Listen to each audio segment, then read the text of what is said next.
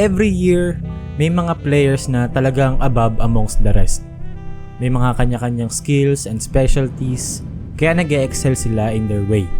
Pero ngayong taon, napunta tayo sa kakaibang senaryo kung saan lahat ng teams ay napilitang mag-adjust sa bagong format na PBA Bubble.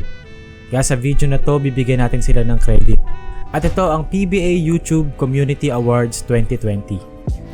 So first of all, gusto kong pasalamatan kayo for participating and voting sa ating community tab. And also sa mga co-creators ko na nag-agree na mag-participate sa votings dito. Sobrang solid nila lahat and all of their channels are linked in the description. Ito yung rundown and computation ng votings. 40% sa community tab polls, 40% din sa stats, 15% para sa PBA YouTube votes, and 5% for team record. Basically, the voting is based on first to fourth place votes and then average based sa percentages na sinabi ko kanina. Hindi naman ako magaling sa math, kaya medyo simple lang to. Computations will be available in the description if gusto nyo makita yung mga plays. So anyway, without further ado, simulan na natin.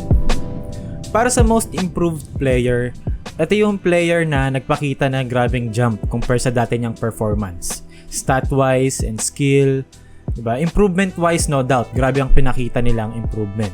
And the award goes to Justin 𝗀𝗏 ng Phoenix Fuel Masters. Si Justin 𝗀𝗏, in terms of kung from a bench player to a starter, dati pa starter to si Justin 𝗀𝗏.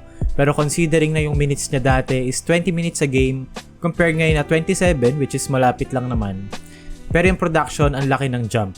That suggests na tumaas yung usage niya due to his improvements such as yung shooting niya, yung playmaking, and yung overall impact niya sa court. Ngayon, Justin 𝗀𝗏 averaged 13 points, 7 rebounds, 2 assists, and 1.7 blocks sa buong eliminations, and helped his team to secure a semi spot. I think Justin 𝗀𝗏 really deserves this award. Ang award na to ay para sa isang coach na dinala ang team nila into a higher ceiling. Ginamit ng tama ang mga players at maganda ang mga game plan. Para sa Coach of the Year ng Community Awards, the award goes to Coach Team Ko ng Barangay Ginebra, na isang malaking parte ng team sa kanilang pagkapanalo ng kampyonato ngayong PBA Bubble. 2 players nila ang late na dumating dahil sa medical and personal reasons. May isa na nagpaliban ng season, pero he always found ways to innovate and para maging successful this conference. So bago tayo pumunta sa susunod na award, ito muna ang ating all-defensive team for this season. Chris Ross from San Miguel, Roger Pogoy from TNT, JV Mocon from Raynor Shine, Japet Aguilar from Ginebra, and Justin 𝗀𝗏 ng Phoenix. Ito yung mga players na nagpakita ng grabing defensive impact sa court, also translating into numbers. Mahirap pumili ng isang player kasi para manalo ng Defensive Player of the Year kasi it was a short season. And I think 11 to 14 games is not that big of a sample size para magbigay ng judgment kung sino yung isang nag-stand out on the defensive end. Special mention ko lang si JV Mocon dito ng Raynor Shine na isa siya sa 2 lang na nag-average ng at least 1 steal and 1 block a game, which is a really great sign kasi it shows that Mocon is really active on the defensive end and yung potential niya to be a really great defender is really high. Punta naman tayo sa susunod na award. Every year may mga bagong players na sumasali sa PBA. May mga iba na destined to be future star players. May mga iba na hindi na-meet yung expectations ng karamihan. Ang Rookie of the Year award ay para sa pinaka-outstanding na rookie for this season. Nagpakita ng potential to be great and overall the best rookie in this class for this year. And the award goes to Roosevelt Adams ng 𝗏𝗏𝗏𝗏. Roosevelt Adams ang first pick ng regular draft this year. Isang scoring wing na grabe yung bitaw sa labas and athletic enough to drive to the basket. Roosevelt Adams averaged 10 points and 8 rebounds a game. Leader in both categories amongst his rookie fellows. To be honest, mahirap pumili kung sinong iboboto dun sa choices kasi si Roosevelt, meron siyang edge sa stats and sa ceiling niya. Pero kasi yung team niya, they didn't achieve anything compared sa other options. Even though na malalim yung roster ng teams nila, meron silang mga considerable minutes to contribute and to show their talent. Kaso nga lang, talagang kinulang sa stats as yung difference nga sa minutes and opportunities ay medyo malayo. Okay, for the next award, ito ang Mythical 5 for this season.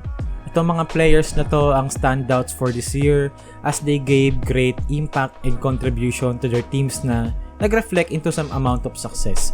So the players were Stanley Pringle, Roger Pogoy, Matthew Wright, Bobby Ray Parks Jr., and Jason Perkins. So para sa ating Bubble MVP, malalaman natin yan sa pagbabalik ng PBA Community Awards. May warrant ko lang ang menti. Heard it. Sa Jollibee, may bagong hit. Jollibee Hot Dog on Stick. Bago na wala. So nagbabalik ang PBA YouTube Community Awards. So para naman sa susunod na award, ito yung award na para sa pinaka-outstanding player sa buong PBA Bubble. Backed by stats, team performance, and yung mismong impact. Not only sa court, pero pati na rin sa mga tao sa labas, yung mga nanonood. Though baka maging Best Player of the Conference Award to sa totoong PBA Awards, pero dito sa atin, tatawagin natin siyang Bubble MVP. And I believe, mas magandang tawagin siyang Bubble MVP kasi there has to be a most valuable player, hindi yung Best Player of the Conference lang. And the award goes to Matthew Wright ng Phoenix Super LPG. Matthew Wright, kumbaga icon na to ng PBA Bubble. Yung Phoenix Super LPG kasi they definitely crushed the expectations and overachieved by a lot. Pero in my opinion, yung word na overachieved is an unfair word to use kasi if titignan mo yung team nila, maganda yung organization di ba? Meron silang magagandang plays, system nila maganda, yet they are very scrappy at the same time. Si Matthew Wright, we all knew how good he is papunta rito sa Bubble. Pero parang biglang inangat pa niya yung level of play niya na mas assertive na siya ngayon on his shots. And then biglang lumabas yung killer mentality niya and yung leadership niya sa court lumabas din. Matthew Wright averaged 23 points, 5 rebounds and 6 assists on 45% shooting while leading Phoenix to a semi spot. Statistics aside, kung highlights lang ang titignan mo, grabe kasi parang ang dami niyang moments talaga this Bubble. And ako personally, kapag sinabi mong PBA Bubble, isa sa mga nauna ko naiisip ay yung mga big shots ni Matthew Wright. So that's for the main award. So para naman sa ating special awards, ito wala tong voting. Just objective basis lang for some and for some naman personal choices ko lang. So para sa scoring champion for this year, si 𝗂𝗵𝗵𝗵𝗏 yon with 24 points per game. I think 𝗵𝗴𝗵𝗏𝗃 has to step up kasi it's been 2 seasons na pero halos wala pa ding direction yung team nila. If you have a guy like 𝗂𝗵𝗵𝗏𝗃, dapat wala nang time to waste. So for comeback player of the year, I'll give it both to 𝗏𝗏𝗵𝗏𝗏 and Kevin Alas. Different scenario sila. One coming from suspension, yung isa naman from multiple injuries. Pero both players really bounced back and proved doubters wrong. Ayan, and that concludes our award show. Again, gusto kong pasalamatan kayong lahat na nag-participate and bumoto sa polls and also sa mga co-creators ko na nag-participate sa voting din. I hope na we can do this again in the future and alam mo yun, it's really nice seeing the community na united and maayos. So, thank you for watching and marami pa akong videos na ganito sa channel. I highly suggest you watch my deep dive series. Talagang feeling ko yun yung aking best work. So, yun. Kita-kits tayo sa susunod.